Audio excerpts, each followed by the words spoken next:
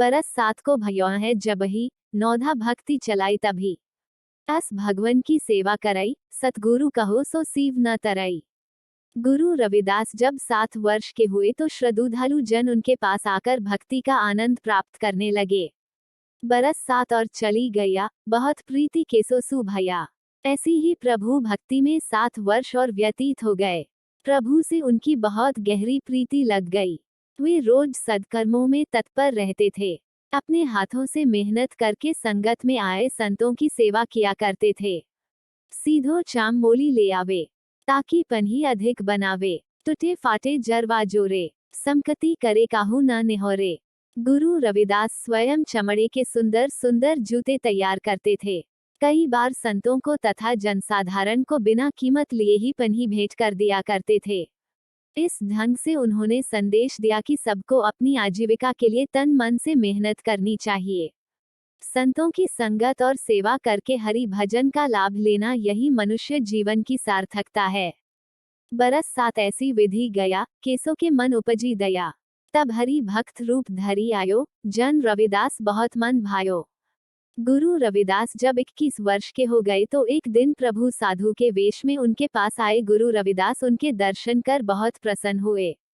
उन्होंने साधु के वेश में का प्रेमपूर्वक स्वागत किया और श्रद्धा के साथ आसन पर बिठाया। उन्होंने कहा, आपने बहुत कृपा की, दर्शन दिए, आज मेरे भाग्य धन्य हो गए।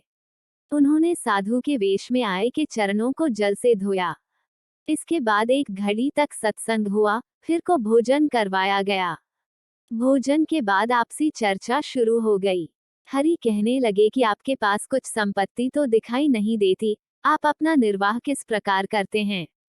तब गुरु रविदास ने कहा, कोटि लक्ष्मी जाकई चरना, दुष दारिद्र नहीं तेहे सरना। करोड़ों की गिनती में लक्ष्मी धन प्रभु के चरण में निवास करती है, उनकी शरण में गरीबी कैसे हो सकती है? यह उत्तर सुनकर प्रभु प्रसन्न हुए। प्रभु ने कहा, मेरी एक बात मानो तो तुम्हारी सारी गरीबी दूर हो जाएगी। मैं बचपन से ही वैरागी हूँ। जब मैं तुम्हारे घर आ रहा था तो रास्ते में मुझे एक पारस पत्थर मिला। यह मेरे लिए किसी काम का नहीं है, इसीलिए तुम्हें योग्य समझकर यह पत्थर देना चाहता हूँ। इस पारस पत्थर से जब लोहे का स्पर्श होता है तो लोहा सोना बन जाता है। इससे सोना बनाकर सुंदर घर बनवाओ और आराम से जीवन व्यतीत करो। यह वचन सुनकर गुरु रविदास चुप हो गए।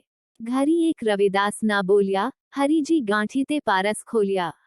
तू जिनी माने डहकाई हमको, नीचे किया देत है तुमको। तब प्रभु ने पारस गांठ से निकाला और कहा कि तुम जैसा भी समझो, मैंने तुमको योग्य समझा है, इसलिए यह पारस पत्थर मैं तुमको ही दूंगा।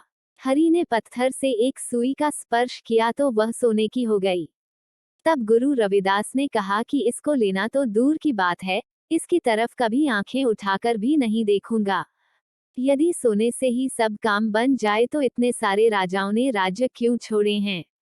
उन्होंने भिक्षा मांगकर अपना जीवन निर्वाह किया है और कामना को दोष रूप कहा है।